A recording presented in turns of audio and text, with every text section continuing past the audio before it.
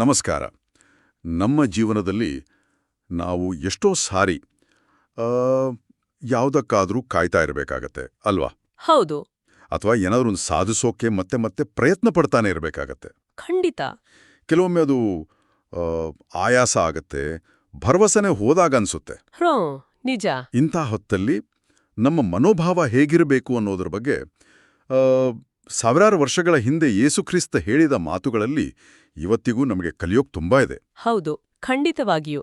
ಅದರಲ್ಲೂ ಮುಖ್ಯವಾಗಿ ಲೂಕನು ಬರೆದ ಸುವಾರ್ತೆಯಲ್ಲಿ, ಅಂದ್ರೆ ಯೇಸುವಿನ ಜೀವನ, ಆತನ ಬೋಧನೆಗಳ ಬಗ್ಗೆ ಇದೆಯಲ್ಲ, ಆ ವರದಿಯಲ್ಲಿ ಆತ ಹೇಳಿದ ಕೆಲವು ಕಥೆಗಳು ಅಥವಾ ದೃಷ್ಟಾಂತಗಳು ಈ ಕಾಯುವಿಕೆ ಮತ್ತೆ ಪ್ರಯತ್ನ ಪಡೋದು ಇದರ ಬಗ್ಗೆ ಆಳವಾದ ಪಾಠಗಳನ್ನ ಕೊಡ್ತವೆ. ಸರಿ, ಹಾಗಾದ್ರೆ ಇವತ್ತು ನಾವು ಲೂಕನ ಸುವಾರ್ತೆಯಿಂದ ಆಯ್ದುಕೊಂಡ 2 ಭಾಗಗಳನ್ನ ಸ್ವಲ್ಪ ಆಳವಾಗಿ ನೋಡೋಣ.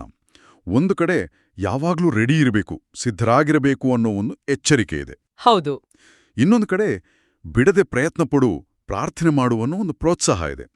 ಇವೆರಡಕ್ಕೂ ಏನೋ ಸಂಬಂಧ ಇದೆಯಾ? ಇದೆ, ಖಂಡಿತ. ಕಾಯೋದು ಮತ್ತು ಪ್ರಯತ್ನ ಪಡೋದು ಹೇಗೆ ಒಟ್ಟಿಗೆ ಹೋಗುತ್ತೆ, ಇದನ್ನೇ ಇವತ್ತು ನಾವು ನೋಡೋಣ. ಖಂಡಿತ. ಮೊದಲಿಗೆ ನಾವು ಲೂಕನ ಸುವಾರ್ತೆ 12ನೇ ಅಧ್ಯಾಯ, ಅದರಲ್ಲಿ 35-38 ವಚನಗಳನ್ನ ನೋಡೋಣ.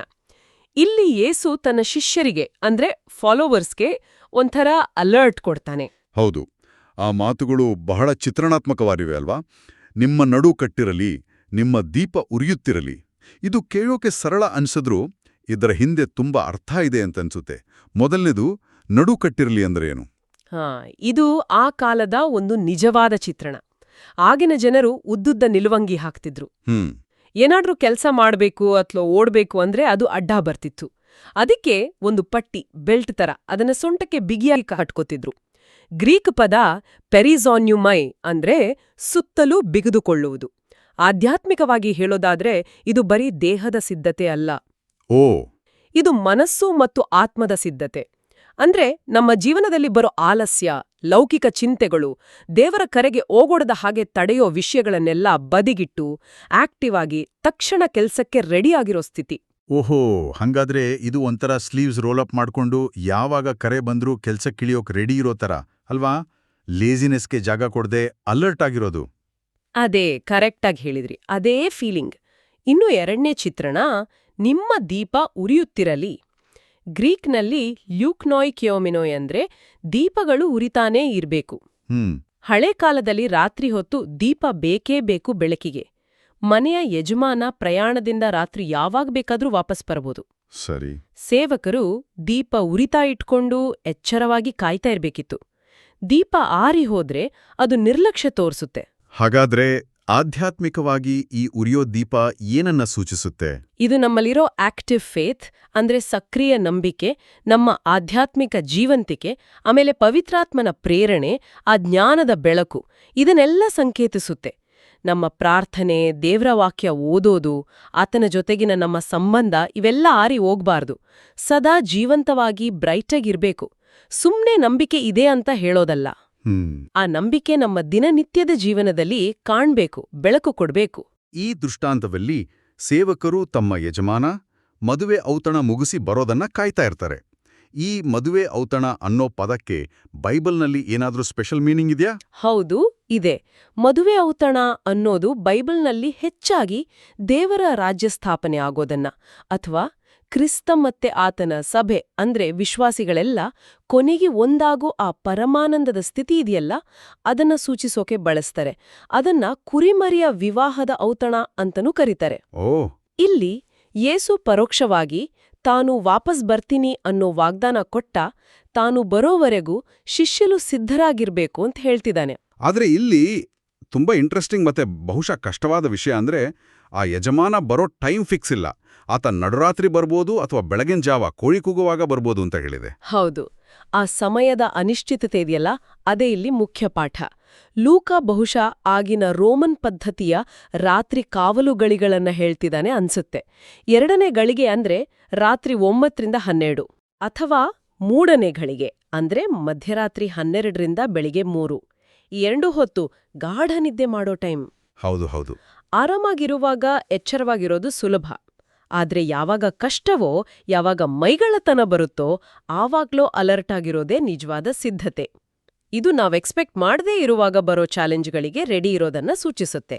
ಮತ್ತು ಹೀಗೆ ಸಿದ್ಧರಾಗಿ ಎಚ್ಚರವಾಗಿರೋ ಸೇವಕರನ್ನ ಯೇಸು ಭಾಗ್ಯವಂತರು ಅಂತ ಕರೀತಾನೆ. ಗ್ರೀಕ್ ಪದ ಮಕಾರಿಯಾಯ್ ಅಂದ್ರೆ ಆಶೀರ್ವಾದ ಪಡೆದವರು, ನಿಜವಾದ ಸಂತೋಷ ಇರೋರು ಅಂತ. ಆದರೆ ಇಲ್ಲಿ ನಿಜವಾಗ್ಲೂ ನನ್ನ ಗಮನ ಸೆಳೆದಿದ್ದು ಅವ್ರಿಗೆ ಸಿಗೋ ಪ್ರತಿಫಲ. ಯಜಮಾನ ಬಂದು ನೋಡಿದಾಗ ಸೇವಕರು ಎಚ್ಚರವಾಗಿದ್ರೆ ಅವ್ರಿಗೇನ್ ಸಿಗುತ್ತೆ? ಇದು ನಿರೀಕ್ಷೆಗೂ ಮೀರಿದ್ದಲ್ವಾ? ಖಂಡಿತವಾಗಿಯೂ. ಇದು ಈ ಇಡೀ ದೃಷ್ಟಾಂತದ ಅತ್ಯಂತ ಬೆರಗುಗೊಳಿಸೋ ರೆವಲ್ಯೂಷನರಿ ಅಂಶ ಅನ್ಬೋದು. ಸಾಮಾನ್ಯವಾಗಿ ಯಜಮಾನ ಬಂದ್ರೆ ಸೇವಕರು ತಾನೇ ಅವರಿಗೆ ಸೇವೆ ಮಾಡಬೇಕು. ಹೌದು, ಅದೇ ರೂಢಿ.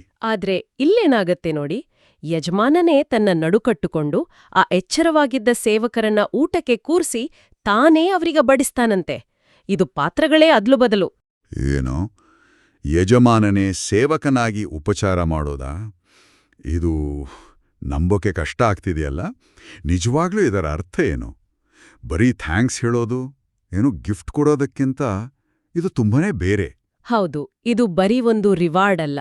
ಇದು ಪರಲೋಕದಲ್ಲಿ ನಂಬಿಕಸ್ಥ ವಿಶ್ವಾಸಿಗಳಿಗೆ ಸಿಗೋ ಅಸಾಧಾರಣವಾದ ಗೌರವ ಮತ್ತೆ ಕ್ರಿಸ್ತನ ಜೊತೆಗಿನ ಒಂದು ಆಳವಾದ ಪ್ರೀತಿಯ ಪರ್ಸನಲ್ ಫೆಲೋಶಿಪ್ ಅನ್ನ ಸೂಚಿಸುತ್ತೆ. ಯೇಸು ತಾನೇ ಈ ಭೂಮಿ ಮೇಲೆ ಹೇಳಿದ್ನಲ್ಲ, ನಾನು ಸೇವೆ ಮಾಡಿಸ್ಕೊಳ್ಳಕ್ಕೆ ಬರ್ಲಿಲ್ಲ, ಸೇವೆ ಮಾಡೋಕೆ ಬಂದೆ ಅಂತ. ಹೌದು ಹೌದು. ಅದೇ ರೀತಿ ತನ್ನ ರಾಜ್ಯದಲ್ಲೂ ಆತನು ತನ್ನ ನಂಬಿಕಸ್ಥರನ್ನ ಅತ್ಯುನ್ನತವಾಗಿ ಗೌರವಿಸ್ತಾನೆ. ಅವರಿಗೆ ತಾನೇ ಸೇವೆ ಮಾಡೋ ಮೂಲಕ ಅವರ ಮೇಲಿನ ತನ್ನ ಅಪಾರ ಪ್ರೀತಿಯನ್ನ ತೋರಿಸ್ತಾನೆ. ಇದು ಈ ಲೋಕದ ಯಾವ ಪದವಿ, ಅಧಿಕಾರ, ದುಡ್ಡು ಯಾವಕ್ಕೂ ಹೋಲ್ಸಲಾಗದ ಉನ್ನತ ಸ್ಥಿತಿ, ಸ್ವತಃ ಕರ್ತನಿಂದಲೇ ಸೇವೆ ಪಡ್ಕೊಳ್ಳೋದು. ವಾವ್!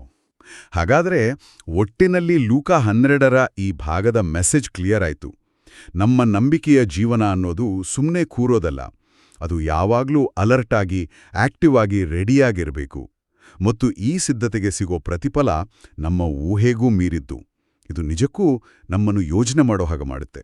ಹೌದು, ಈ ಎಚ್ಚರವಾಗಿ ಕಾಯುವಿಕೆ ಇದೆಯಲ್ಲ, ಇದು ನಮ್ಮನ್ನ ಇನ್ನೊಂದು ಮುಖ್ಯವಾದ ಪ್ರಶ್ನೆಗೆ ಕರ್ಕೊಂಡೋಗುತ್ತೆ.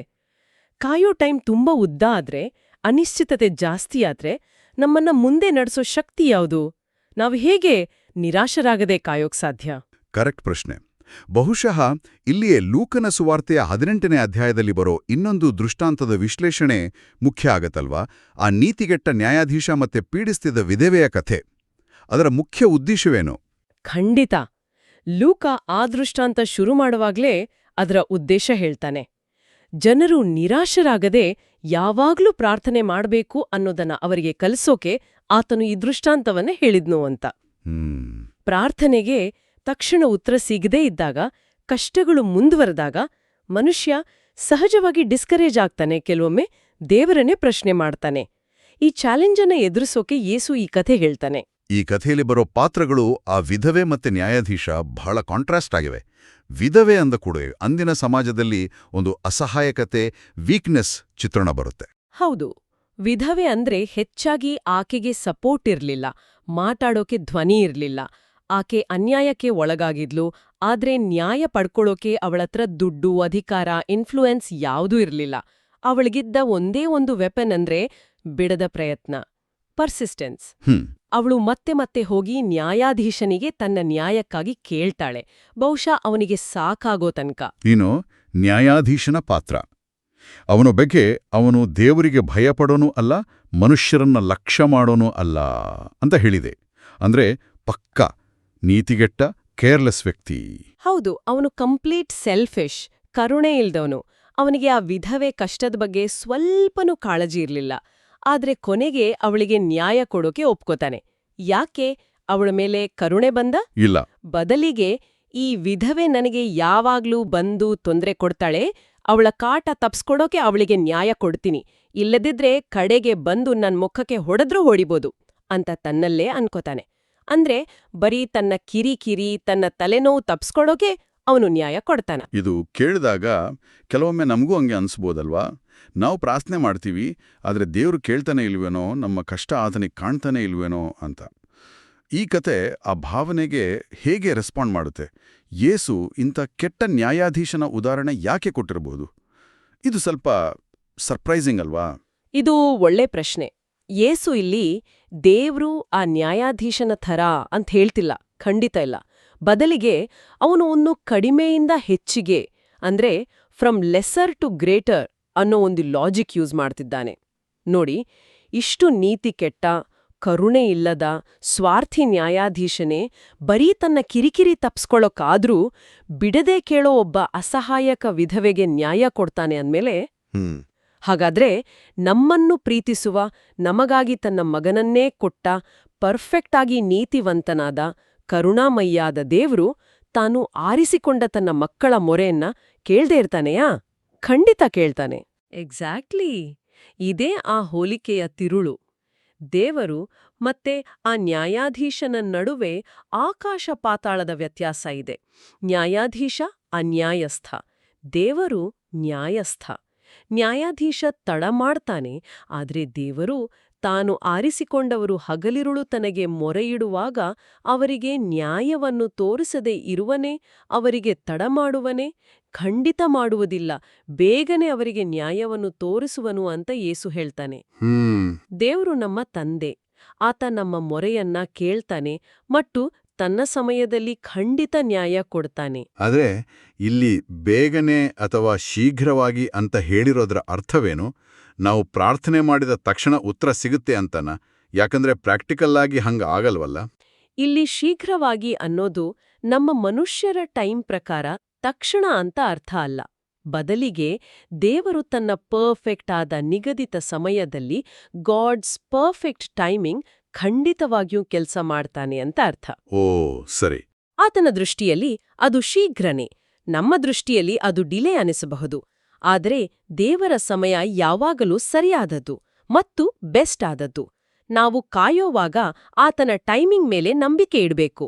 ಆತ ಎಂದೂ ಮರೆಯೋದಿಲ್ಲ ಅಥವಾ ನಿರ್ಲಕ್ಷ್ಯ ಮಾಡೋದಿಲ್ಲ. ಇದು ಸಮಾಧಾನ ಕೊಡೋ ಮಾತು.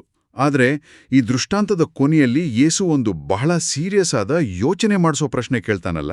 ಹೌದು, ಅದು ತುಂಬಾನೇ ತೂಕವಾದ ಪ್ರಶ್ನೆ.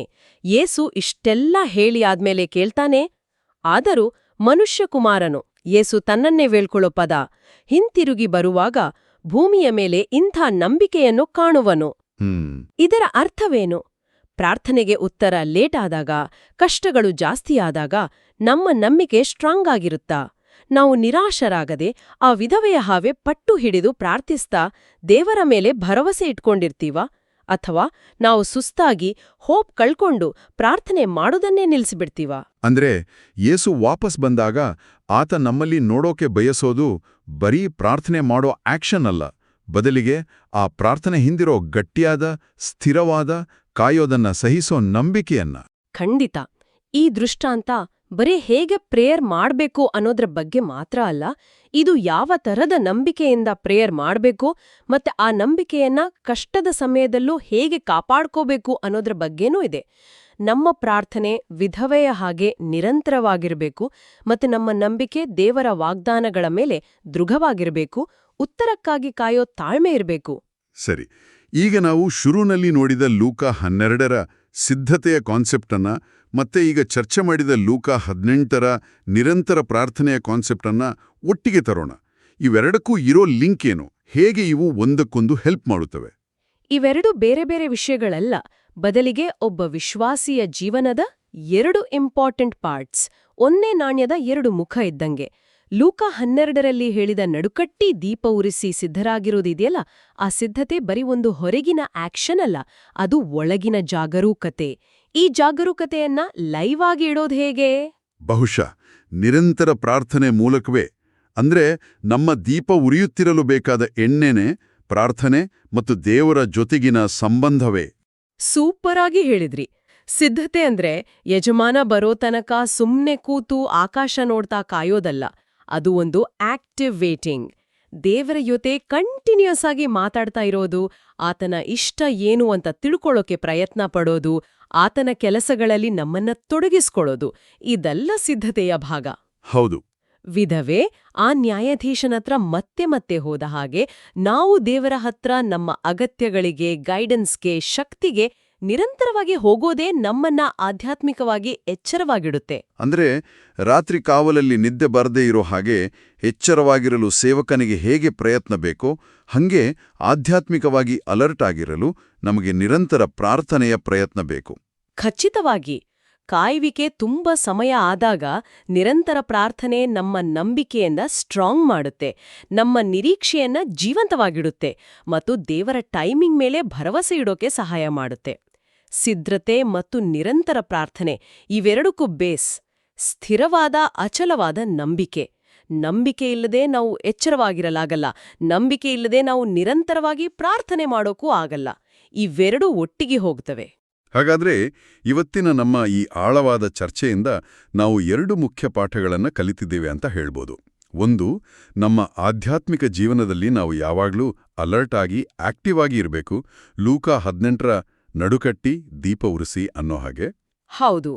ಎರಡನೇದು, ಈ ಅಲರ್ಟ್ನೆಸ್ ಅನ್ನ ಮೇಂಟೈನ್ ಮಾಡಕ್ಕೆ ಡಿಸ್ಕರೇಜ್ ಆಗದೆ ಗಟ್ಟಿ ನಂಬಿಕೆಯಿಂದ ಲೂಕ 18ರ ವಿಧವೆಯ ಥರ ನಿರಂತರವಾಗಿ ಪ್ರಾರ್ಥನೆಯಲ್ಲಿರಬೇಕು. ಹೌದು. ಈ 2 ಯೋಚನೆಗಳು ನಮ್ಮ ದಿನನಿತ್ಯದ ನಂಬಿಕೆಯ ನಡಿಗೆಗೆ ಶಕ್ತಿ ಕೊಡ್ತವೆ. ಕೊನೆಗೆ ಒಂದು ಯೋಚನೆಯನ್ನ ಎಲ್ಲರ ಮನಸ್ಸಲ್ಲಿ ಬಿಟ್ಟು ಹೋಗೋಣ. ನಿಜವಾದ ಸಿದ್ಧತೆ ಅಂದ್ರೇನು? ಬಹುಶಃ ಯಜಮಾನನಾದ ಕ್ರಿಸ್ತ ಬರೋದಕ್ಕೆ ನಾವು ಕಾಯ್ತಾ ಇರೋ ಈ ಲಾಂಗ್ ಪೀರಿಯಡ್ ಇದೆಯಲ್ಲ, ಆ ಹೊತ್ತಲ್ಲಿ ಆತನ ಜೊತೆ ನಿರಂತರವಾಗಿ ಮಾತಾಡ್ತಾ ಅಂದ್ರೆ ಪ್ರಾರ್ಥನೆಯಲ್ಲಿ ತೊಡಗಿಕೊಂಡಿರೋದೇ ನಮ್ಮ ದೀಪವನ್ನು ಉರಿಯುತ್ತಾ ಇಡೋ, ನಮ್ಮನ್ನ ಸದಾ ಸಿದ್ಧವಾಗಿರಿಸೋ ಅತ್ಯಂತ ಮುಖ್ಯವಾದ ದಾರಿನ. ಬರೀ ಕಾಯೋದಷ್ಟೇ ಅಲ್ಲ, ಕಾಯೋವಾಗ ಪ್ರಾರ್ಥನೆ ಮಾಡ್ತಾ ಇರೋ ಆ ಕ್ರಿಯೆಯೇ ನಮ್ಮ ಸಿದ್ಧತೆಯನ್ನ ಹೇಗೆ ರೂಪಿಸುತ್ತೆ, ಹೇಗೆ ಸ್ಟ್ರಾಂಗ್ ಮಾಡುತ್ತೆ, ಇದ್ರ ಬಗ್ಗೆ ನಾವೆಲ್ಲರೂ ಆಳವಾಗಿ ಯೋಚನೆ ಮಾಡಬಹುದು.